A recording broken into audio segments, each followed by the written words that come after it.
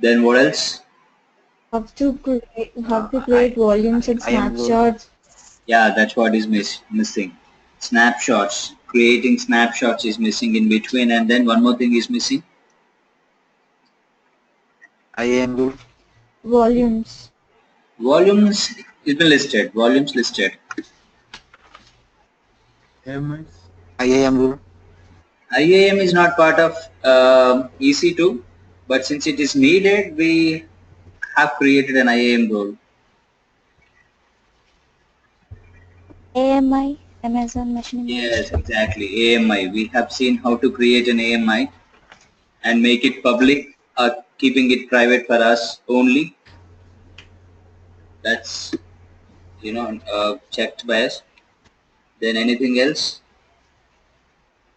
That's all right. So far we have seen only so many things. We have. Let me list the. Okay, that's fine. That's fine. So let me list out from my end once for all. First, we have seen how to configure an EC2 instance. EC2 instance is nothing but it is a server in the cloud, a virtual server in the cloud. And we've also seen not only configuring the instances, we have also seen the different type of instances based on pricing and revenue model or based on the configurational stuff. So different type of instances we have seen. After that, we have seen EBS volumes. EBS is nothing but elastic block storage. So EBS stands for that, and the volumes are block level storage capacity volumes. We have seen, and not only creating volumes, but we have also seen attaching that to a server and extending those volumes, extending in terms of the number, its capacity. After that, we've seen creating snapshots. Of course, expanding the volumes is possible by taking snapshots, and we have also discussed that snapshots are incremental. So remember, the snapshots are always incremental, which means we have discussed. I hope you remember, incremental is nothing but it always a backup. First of all, snapshot is nothing but what? It's a backup of your entire volume. Okay, so when you take a snapshot of your volume, that's incremental. I said it's because it only back up the data from last successful backup, which means whenever, for example, today it's date 3rd July, so June. So for example, if there is a successful backup happen on 1st June, which is day before yesterday, and today we are trying to take a snapshot, then it will take this backup of only the files which are modified from the last backup, that is on 1st June to till date. So only those modified files will be backed up. That's what snapshot incremental means. So we have seen about creating snapshots, and the uses of snapshots. It's like you can expand the volumes. You can also create your volumes in another region by copying these snapshots to some other region and creating a volume in that region, whichever the region you want it to have, to access your data from one region to another region. That's possible. So those are the uses of snapshots we have seen. After that, we have seen AMI. What's AMI?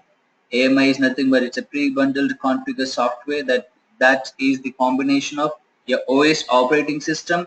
Apart from that, all the supporting softwares configured together is known as AMI, Amazon Machine Image. So we've also seen creating an Amazon Machine Image, making it public or keeping it private for ourselves, or keeping it in marketplace.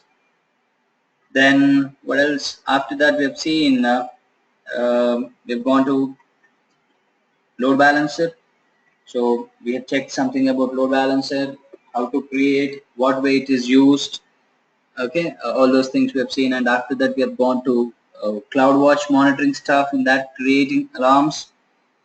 Okay, not only that, creating instances with bash script, how bash script is used in autoscaling. That's because we have learned creating an instance with respect to creating with respect to the bash script. So that's what we have seen, and after that we've also seen accessing some services, AWS services from an EC2 instance by configuring our user access key and secret access key on an instance, or by attaching an IAM role to the instance. And remember, IAM role will be able to attach only while you create the instance, but not after it is created.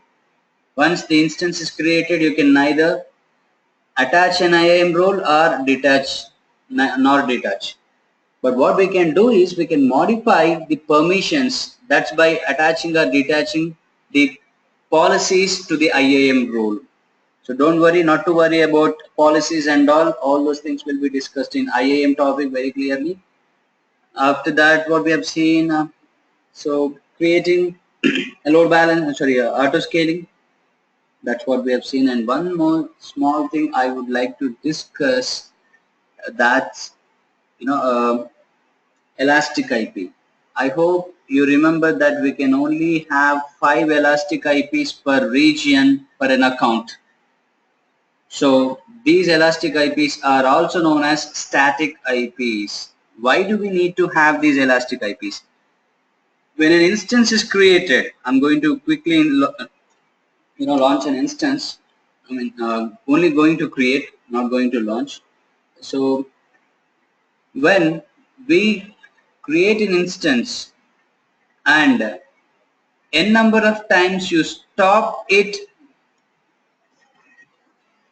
and start, every time you stop and start, that instance IP address, public IP address will be changed. And when you wanted, for example, that instance has a web server or something, some file server shape is created and provided to your employees, whatever it is. And if you have given that IP address to somebody, and when somebody is logging with respect to that IP address, every time your instance is stopped and started, its IP address changes, so that people will suffer logging into it using that IP address. And when you don't wanted that mess not to happen with, then we create an elastic IP, and that elastic IP is associated with your instance. Then any number of times you stop your instance and start it, it will have only one IP address permanently fixed to it, which is associated. That's nothing but an elastic IP. But do remember guys, once an elastic IP is generated and it is not associated to any instance, not being utilized by any instance, it is charged. So don't simply keep elastic IPs reserved for your environment without associating them to anything. And I would suggest you do not keep anything. End of the day, once you are done with your lab and clear with all the topics, better you delete every single thing. And now you see here 52, 64, 145, 178. I'll just copy it somewhere. Okay, just to have an idea. So that's the IP address. Now what I'll do, I'll just stop this instance and start it again.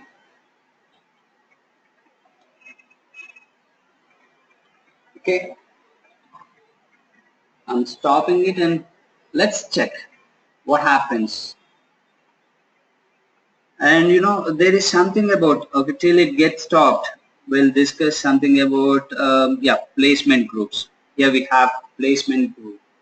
So we have seen about security groups. We are now trying to understand elastic IPs, how they work. We have also seen key pairs. Now let's try to understand things very simply about placement groups. Network interfaces, we don't deal with that. So let's try to understand what placement group just theoretically. You see, when an instance is stopped, it's all the IP addresses have vanished except for private. Okay, there is no public DNS, there is no elastic IP, and there is no public IP. You okay with that? Now let's start it again. When we start as I said, this instance will be, rebuilt again on a other hardware, available hardware. Since its hardware is changing, its public IP address changes every time. Now, meanwhile it's getting ready, we will see. A placement group. So understand, placement group is nothing but it is a logical grouping of instances with a single availability zone. Let me come again. Let me discuss this again. Since our instance is ready, we will see what we have to. Now you see 52, 62, 241, 130. What's our previous IP address? 52, 64, 145, 178. Are you clear with this now? So any n number of times you stop and start your instance, so those many number of times its public IP address changes.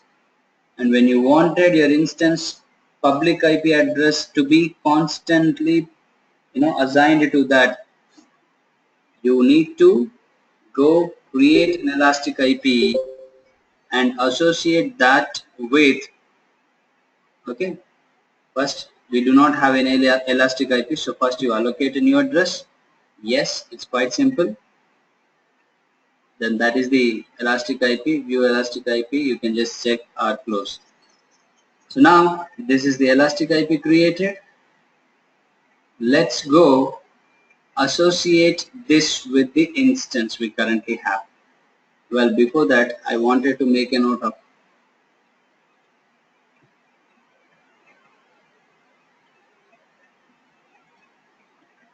this.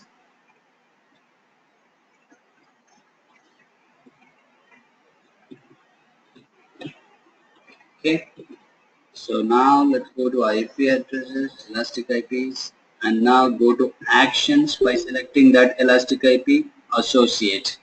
Here in this association you are supposed to provide either your running instance name or network interface. So this network interface, since I said we are not going to deal with this, it's not so very important. We'll say we'll deal with instances. Now currently we have only one running instance, so I'm selecting that. Okay, so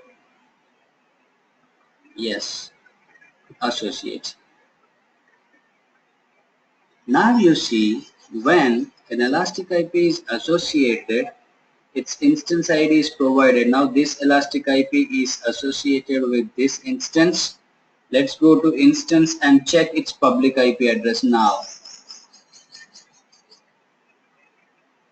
Now you see its public IP and private IP both have turned same. When we first created its elastic, its IP address was this. Okay, when we stopped and started, the IP address has changed to this, and now currently its IP address is both the public and elastic IP is same, that is the elastic IP address, which means the elastic IP address is, the public IP address is replaced by this elastic IP address. And let's just play the same game again, stop and start, and see whether the same IP address will be continued or not. Just remember 172.91, the last two blocks. When you stop and start,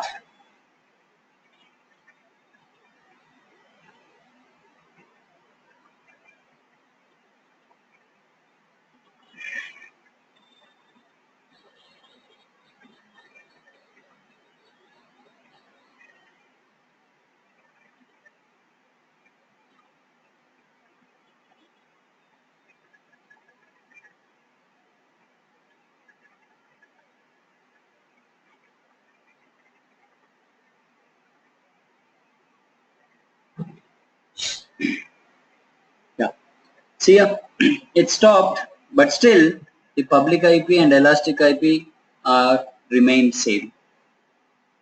When there is no elastic IP, it was, all these three blanks were nothing, were left blank without any IP addresses.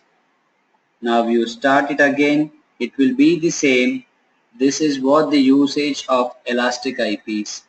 So elastic IPs are static and will have only the limit of 5 elastic IP addresses per region per an account. Okay, so that's all about elastic IP addresses. Are you clear with that? Anything anybody want me to repeat? Any statement? Fine, that's fantastic. I'm happy to see your responses, so please make me happy.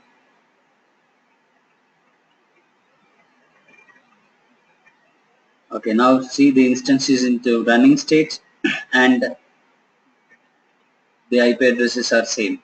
Now what I'll do, I don't wanted this instance, so I'll go delete. Okay, let's first discuss about placement groups.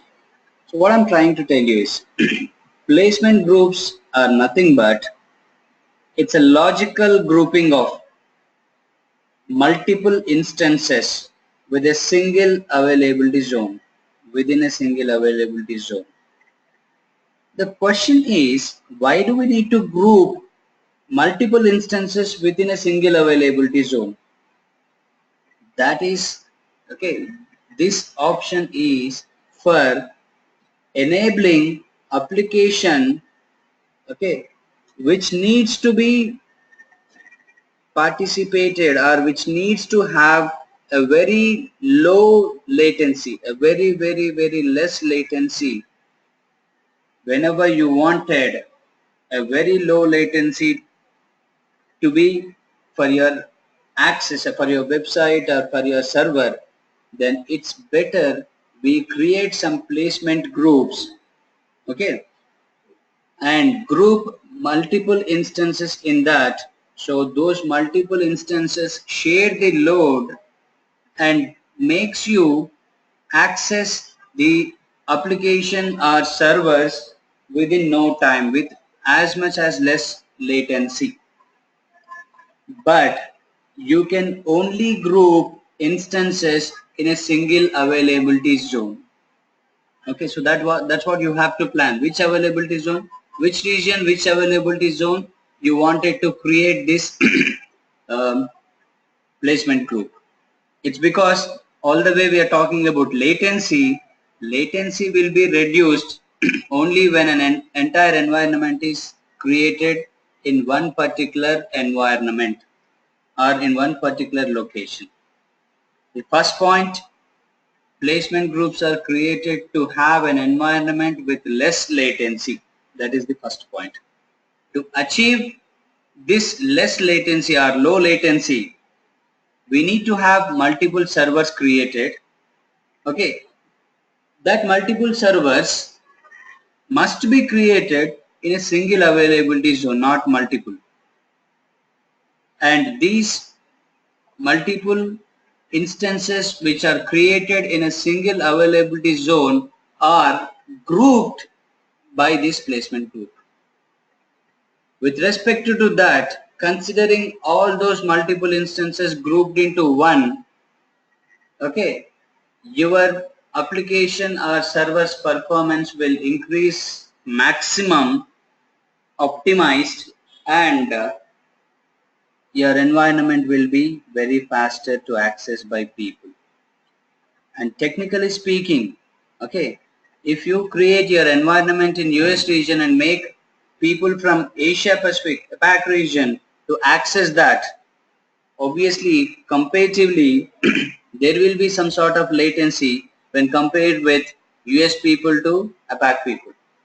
Since the environment is created in US location, people from US location will be able to access that with as less as low latency, and other parts of public, other regions of the public will have some sort of latency. Okay, so that is the reason why the placement groups are created in only one particular region or specifically in one particular availability zone. Hope that makes sense. So I'm just naming these as test PG placement group. So let me just click on here. Test PG. I'm creating it. And now once it's created, okay,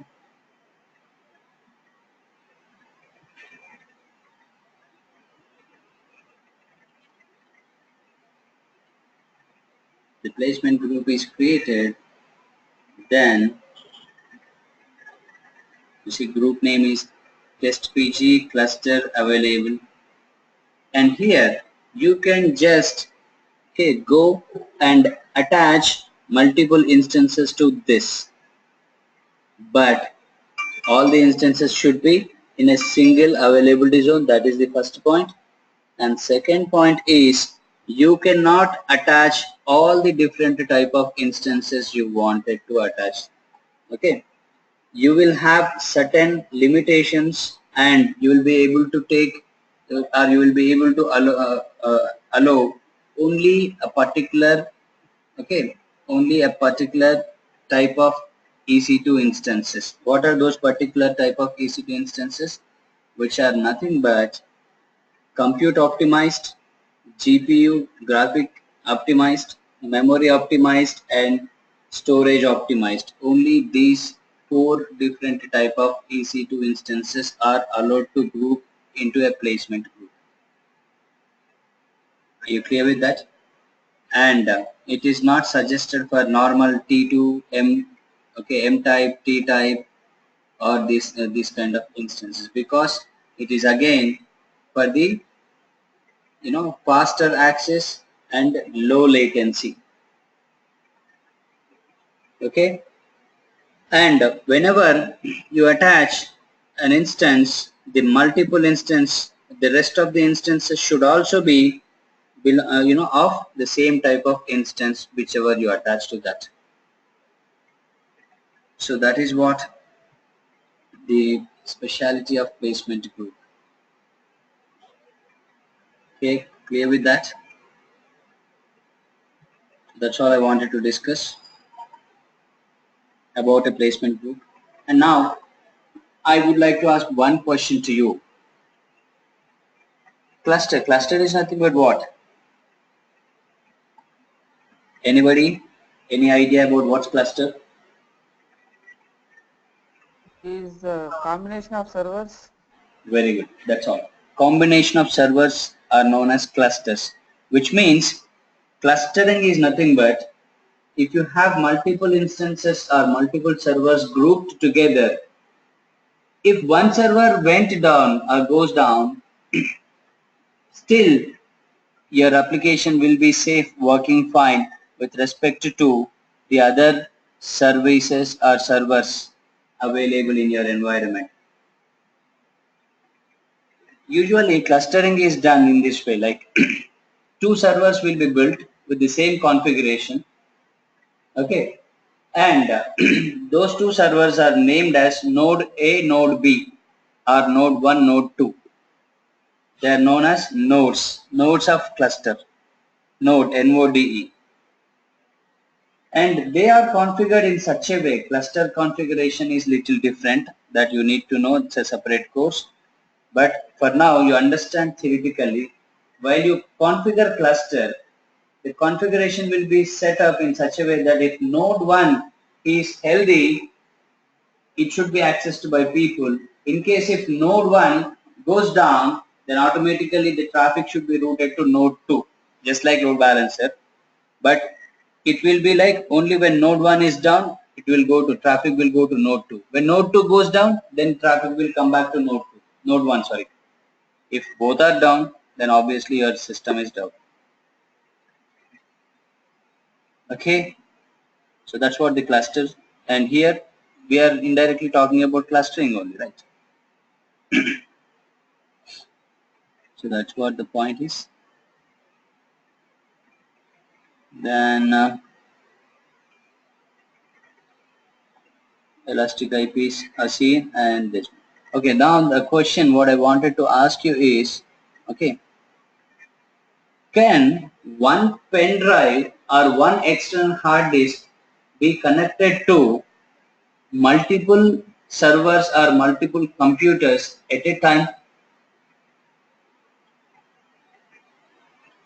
You want me to repeat my question again? My question is, okay, let's understand so simply. You have a pen drive of some capacity.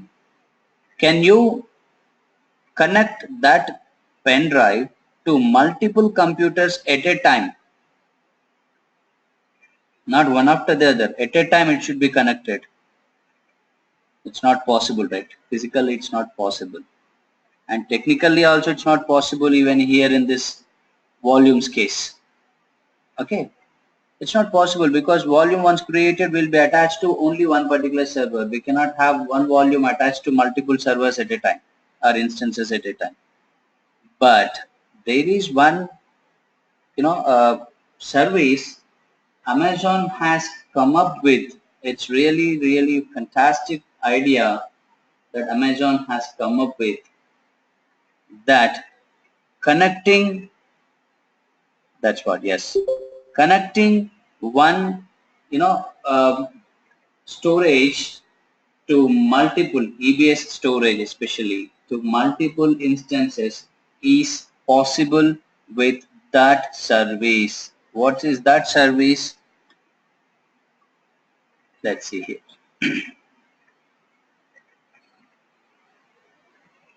It is by this elastic file system, fully managed file system for EC2. So here, once you create this elastic file system, which is nothing but this is also an EBS file system only, which is currently in preview state, so that it is accessed by only for these two regions. Okay, US East North Virginia and US West Oregon. Only for these two regions it is allowed, and it is still in preview state. And to access, okay, to access in either of regions, okay, if you just click on this, you need to have a special permission for that to access and to create, because preview, it's under preview state, so you need to have preview credentials. So this is what it needs to. And once you just raise a request for with Amazon, they probably take around a weekday's time to get you that preview sign up.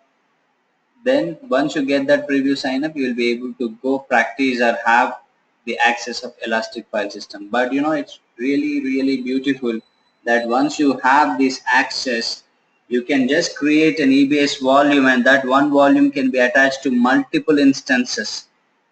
Why do we have to connect one volume to the multiple instances? Because sometimes when we face a space crunch, okay, when we face a space crunch, we go extend the volumes, isn't it? But here in this elastic file system, we are trying to understand, okay, creating an elastic file system and attaching to multiple instances at a time. So understand, okay, understand, it is not only attached to multiple instances but also can have unlimited storage. So one file system with unlimited storage will be certainly used by multiple instances, so that you can just, okay, use the space without wasting it. And one more best thing about this elastic file system is, when you need to have some volume, you first initially have to mention what size of volume you wanted to create, either 8 GB or 10 GB or 100 gigabytes, whatever it is, you first have to mention, and then the volume gets created that you attach. But sometimes you may need such a total amount of volume, or that volume which we have created may not be sufficient, isn't it? So every time when it is not sufficient, we have to go extend, and thinking that it may be, it may not be enough in the future.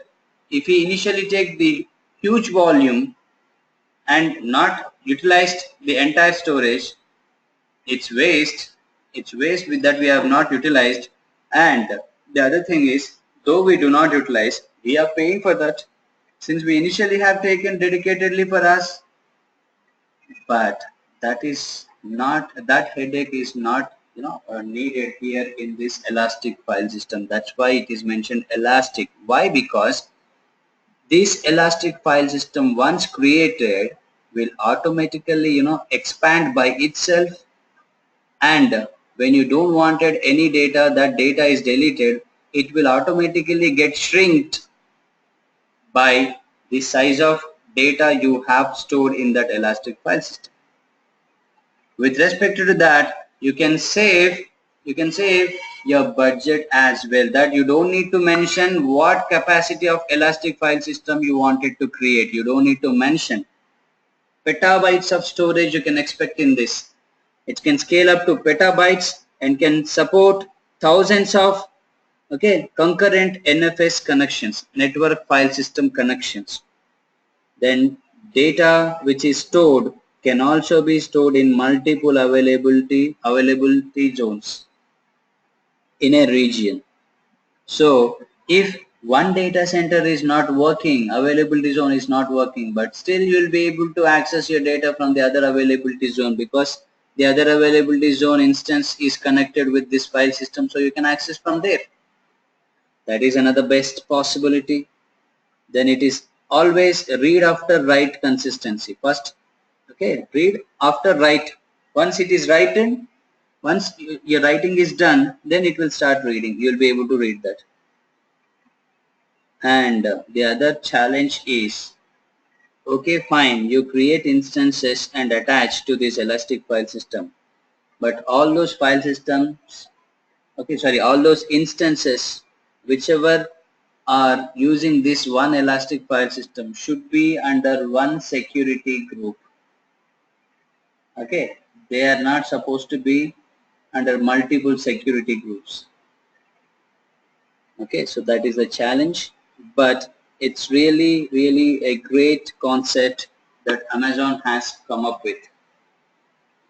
Okay with that? Yes?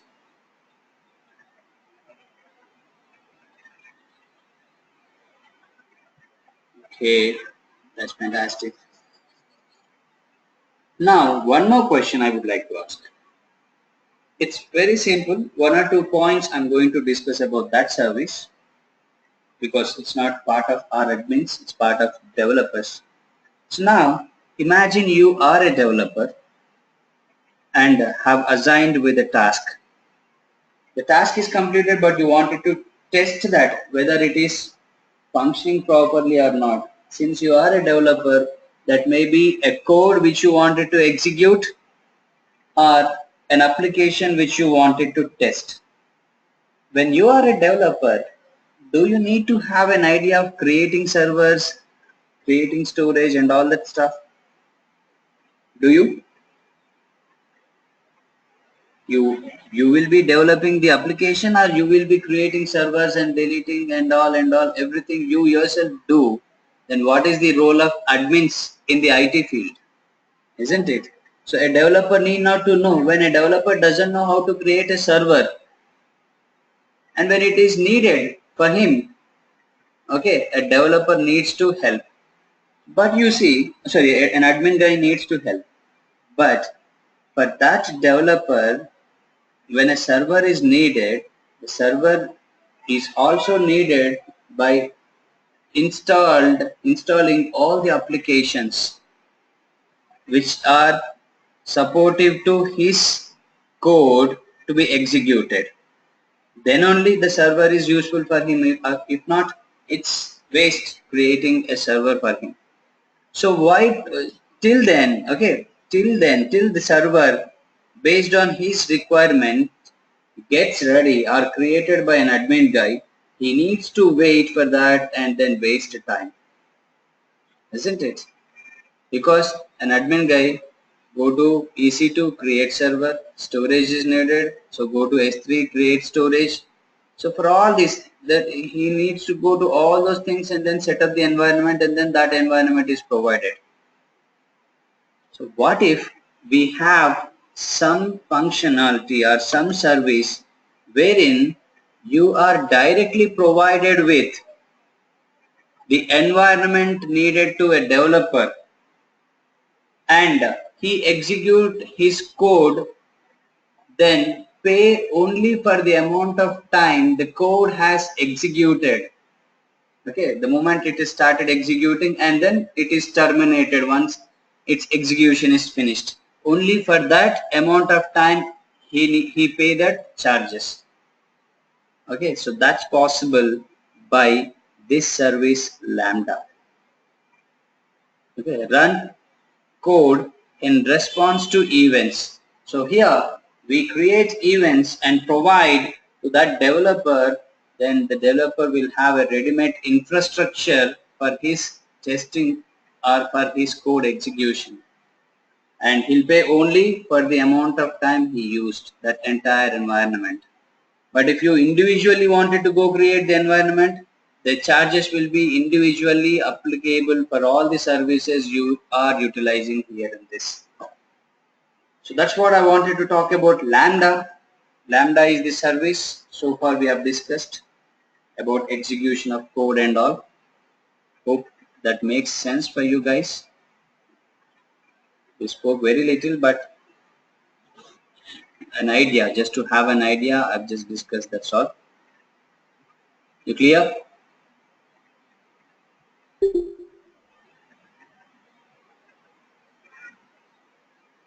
Yes. Fine, I'll just delete this instance and then go to storage. I have to do terminate. Okay, so you see, clean up associated resources. Associated resources may incur cost after these instances are terminated. So what do? The moment you finish terminating this, you better go to Elastic IP. That is what the associated thing.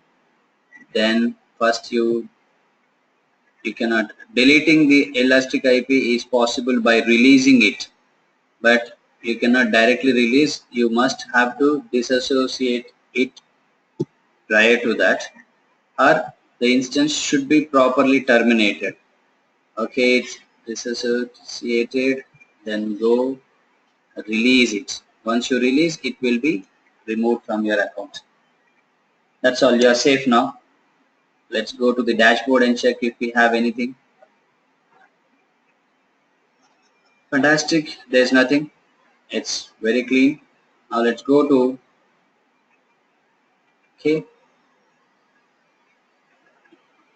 S3.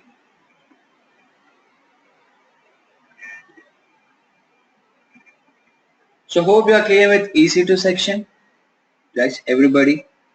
Now S3. So with respect to that EC2 section, remember 40% of our course is done. Once S3 is finished, then almost 60% of the course is done. So these are the two major topics which we have to understand. Now storage. So this is what S3 when you go in. Okay. So what's S3? Let me just go back and then make you understand. So S3 is what? Scalable storage in the cloud. You wanted unlimited storage, you can just avail. But what is the difference between our EBS and S3? EBS is also storage only, elastic block storage. So what is the difference? First let's try to understand the differences between EBS and S3 storage. As we know, EBS storage is in terms of volumes created, and those volumes are nothing but it's like external hard disk or pen drive, which must require, the first point, which must require a server to access the data stored in it. So that is the basic thing about EBS. And the EBS storage is block level storage. You create blocks and files and keep your files or folders into that. And the other thing is, it's not only that, but you can also store configurational stuff into that. Any configurational stuff you wanted to store into that, you can still store. It's because one volume a normal volume can also be considered as a root volume. So once you consider a normal volume as a root volume, then all the softwares will be installed by defaultly into that root volume. So you can just install OS, you can create a database you wanted, you can install any other third-party application you wanted onto an AWS volume.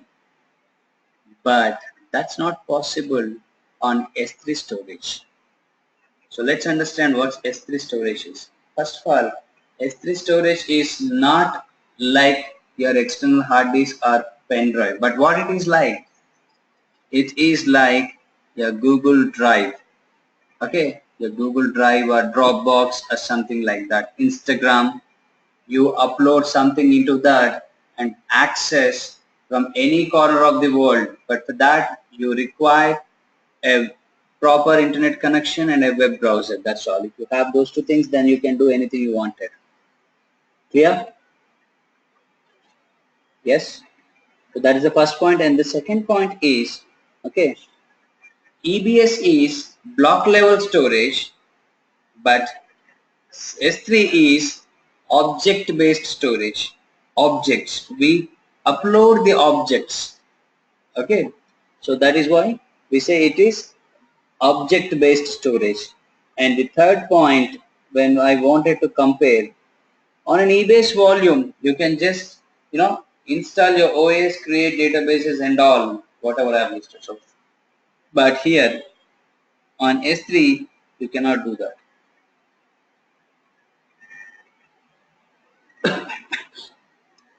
It's because it is not considered, your S3 storage cannot be considered as a root of your instance. Since that, you cannot install applications onto your S3 storage. So these are the few differences or comparisons between elastic block storage EBS and S3, a scalable storage in the cloud. But why is it named as S3? Okay, did we discuss what is EC2 stands for? Anybody? Elastic Compute Cloud. Yes, exactly. Elastic Compute Cloud. So ECC. Since there are two C's, we say EC2. Similarly, S3, nothing but three S together. So what those three S stands for? Simple Storage Service. So S3 stands for Simple Storage Service, and that's scalable in the cloud. Okay, as we discussed, it's an object-based storage and cannot install OS or database onto it. Files, okay, remember, understand these points. Files you store, each file you store onto, okay, an S3 bucket. What do you mean by bucket? Bucket is a container wherein you can store or upload files or folders onto that. And each file which you store can be of 1 byte to, okay, it can be of the size from 1 byte to 5 terabytes. 5 terabytes, the maximum limit of a single file capacity can be in between 1 byte to 5 terabytes. Such a huge files can also be stored into your S3 bucket. Imagine if one file can be of 5 terabytes, what is the capacity of that bucket? So remember, your bucket storage has no limitation. It is unlimited. You can just have unlimited storage in one bucket. When one bucket has unlimited storage, okay, why do we need so many buckets? Alright, why do we need so many buckets? In an organization, you may need different locations or different, buckets for different storages. It's nothing but different types of data or different projects.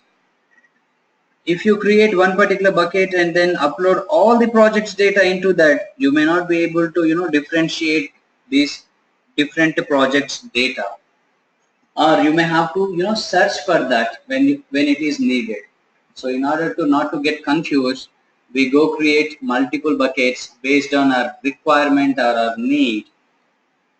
Okay, and files are stored in the bucket. The names, that's what we have seen while creating auto-scaling. We have created an S3 bucket. So we have seen that the names must be unique. Whichever the bucket you create, the bucket created will have a unique name, should have a unique name, because the data uploaded into a bucket is accessed by n number of people over internet. That is the reason why, okay, that is the reason why the bucket names must be unique. And how many buckets we can create? Okay, we can have 100 buckets per account by default. Imagine one bucket is having unlimited space. When one bucket itself has such a huge space, unlimited, how much data you can upload into 100 buckets? So that is what a massive storage capacity is S3. Such a huge thing it is. And even this also, read after write consistency for puts of a new objects. Put is nothing but uploading. Get is nothing but downloading. Again, in the future we will see these two words, so that I'm saying what they are. Okay, clear with? Now let's go see some creating a bucket. You already know.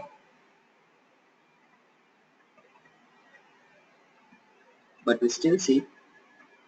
And yeah, one more thing I wanted to talk to you guys. All these days I'm in night shift actually, so that soon after I'm done with my shift, I'm continuing this class. So that we are meeting at 7:30 a.m. IST. But from coming Monday, I'm in UK shift, afternoon shifts. So in India, my shift starts at 1 o'clock in the afternoon and ends at 10 o'clock in the evening. So is it possible for you guys to meet up little early in the morning? Because all the night I'll be sleeping, so I can get up little early, maybe by 6:30 in the morning IST. Yeah, it's okay, fine. So that you will not be in a hurry to go rush to your offices if you have any work or any schedules. Fine, we will see. And moreover, there may be a disturbance on Monday that we may not meet, because I think I'm not going to be in the station, and I don't have any facility of internet connection, so that Monday it may be a problem. Any doubt, I'll just let you know. I mean, like, if there is any change, that I'll confirm tomorrow. In tomorrow's class, I'll confirm you guys. We'll meet up tomorrow because we missed a class the day before yesterday, and Mondays is also a doubt, so we'll meet tomorrow. Now, okay, let's go create a bucket. So what's a bucket? Yes, what is a bucket? It's a container where we can store our files and all. Exactly. And how many buckets we can create, or the limit we have in an account? We can create hundreds of buckets. 100 buckets. Yes, 100, not hundreds, 100, only 100. So that is what. Let's go create bucket. And you see here, a bucket is a container for objects stored in Amazon S3. When creating a bucket, you can choose a region to optimize.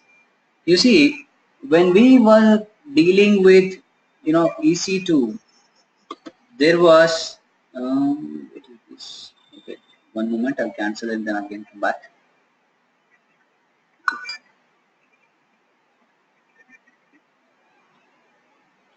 You see, now when you are into your management console, the region is specifically mentioned Sydney.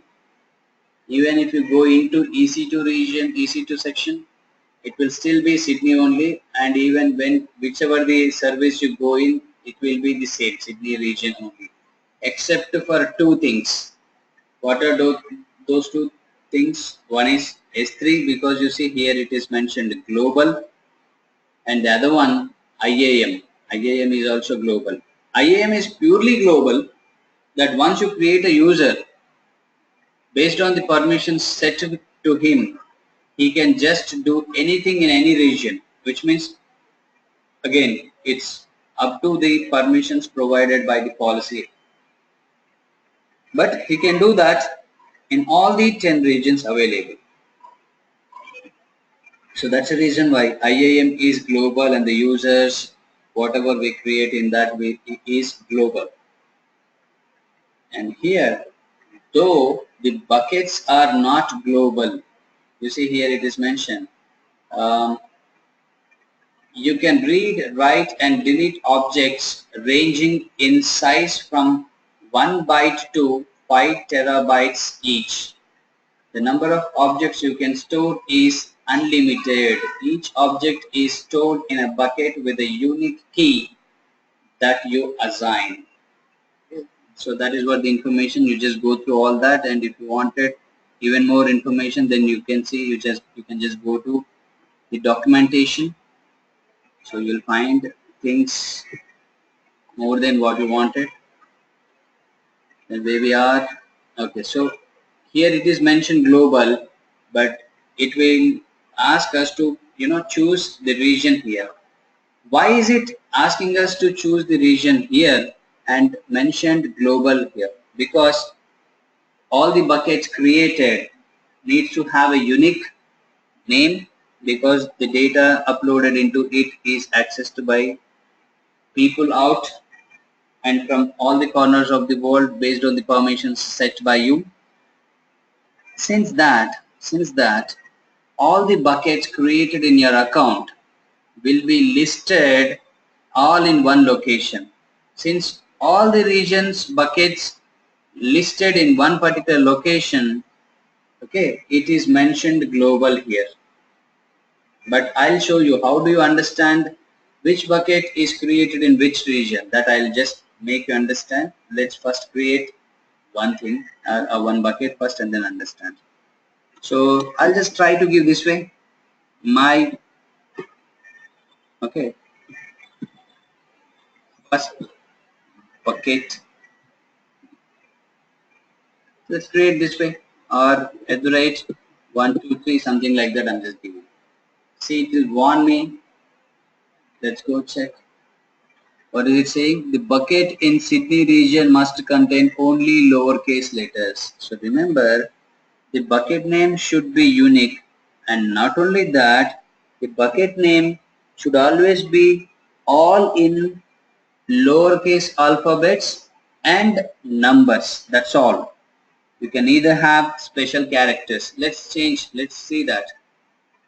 So I'm going to change this M from capital to small and then say create. It will still say that Sydney region cannot contain the character hash here. The special characters should not be. So now it will check for whether this name is available for us or somebody else have created a bucket with this name. So let's see whether this name is available. Looks like it is available. Oh no. The requested bucket name is not valid. The bucket namespace is shared by all user of the system. Please select a different name and try again. So what I will do is, I will just change these numbers from 1 to 3 to a random number like 169. Okay. Let's see whether this is available. Yes, this is available. So that we could create a bucket. A first bucket is created by us. Of course, we have already created a bucket yesterday, but when we are trying to understand S3 topic, this is our first bucket. So fine, we are done. Okay, so that's all. I mean, that's a little information about bucket, S3 bucket. And now what we have to do is we need to understand about all these tabs one after the other.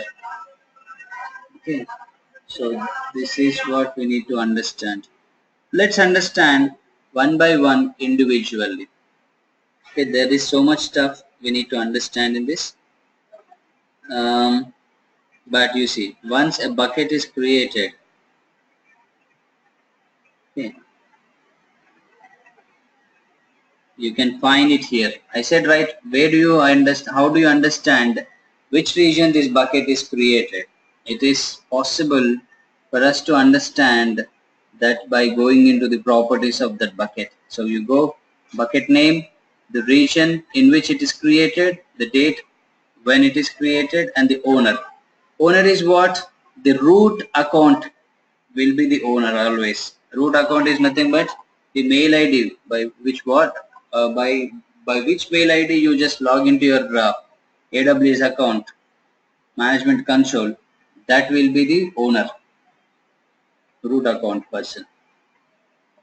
Then understand, okay, S3 objects.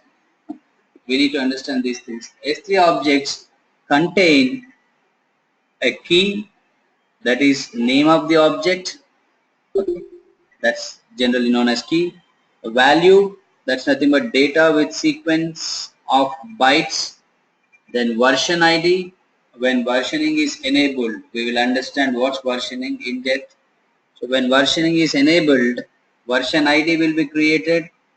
Then not only that, S3 objects will also have metadata. It's nothing but the data about the data stored. Then ACLs, access control list, if you have anything created. So these are the S3 object characteristics. Then okay, what else? Let's understand these tabs. Permissions. So by default, okay, permission is nothing but who can access this bucket. Okay, who else can access this bucket? So by default, whenever you create a bucket, it is accessed by only the root account holder or any IAM user who create it. Usually it will possible for only a root account user, that's all. But how do you change the permissions? How do you give the access to this bucket to somebody specifically or make it public so that it is accessed by everybody out there? So that is possible by this tab, add more permissions. So you click on add more permissions, then select whom do you wanted to give the access to this bucket. So when you just click on the drop down, it says everyone, any authenticated AWS user, log delivery. Log delivery is nothing but what you wanted to have logs. That's nothing but who's accessing your bucket, who's uploading files into that, who's downloading, who's who's accessing our website, our data is stored into this bucket. So for all those things, if you wanted to create a log, okay, you need to go with this log delivery. So that log delivery should have an access. Log delivery is nothing but what? It again captures some space. So where does that stored?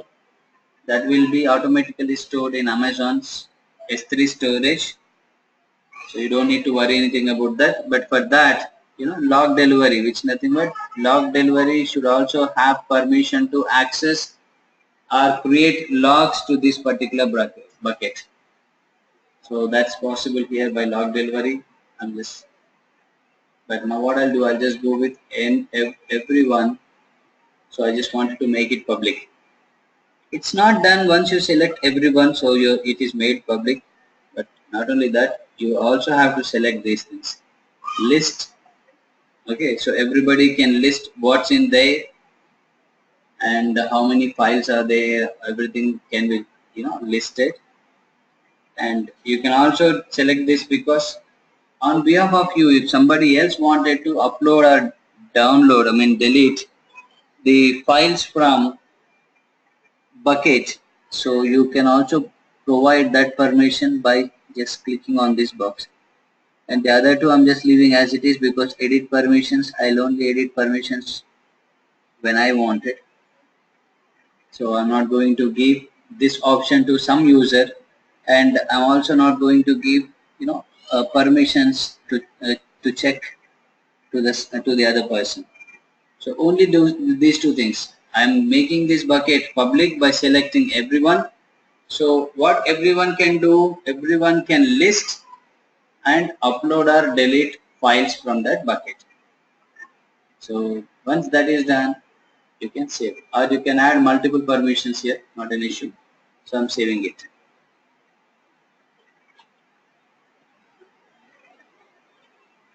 Okay, so it's saved. The permissions tab is finished. Okay, so now what next? We need to understand about all these things. But guys, is it fine if I stop our class for today? We'll continue tomorrow. Yeah. Fine then. I'm stopping. I'm leaving you a little early today because I've got some other work. But catch you tomorrow early in the morning. Yeah. Tomorrow, guys, we'll meet at 6:30 IIM. Sorry, IST. I'm sorry. Is that fine? Yeah. So make a note. Tomorrow our class is scheduled at 6:30 IAM IST. 6:30 AM IST. Fine. See you guys then. Catch you tomorrow. So I'm not deleting this bucket because I've not saved anything into it. It's empty. Let it be like this only. I'll discuss things based on this tomorrow. So today what we have seen, how to create a bucket, what is S3, what is S3 bucket is. Then we have seen its concepts, its parameters. Started looking into its parameters. So these and all we have to understand. So initially we have just seen with one single parameter, that is permissions. So it's nothing but by default whenever any bucket is created, it is by default private, only accessed by the root account holder, but not everybody. So how to give access to the people, that is what is mentioned, seen here in permissions tab. So we'll understand rest of the parameters one after the other tomorrow. Fine guys, then I'll stop. Is there anything? Yeah, is there anything you wanted to confirm?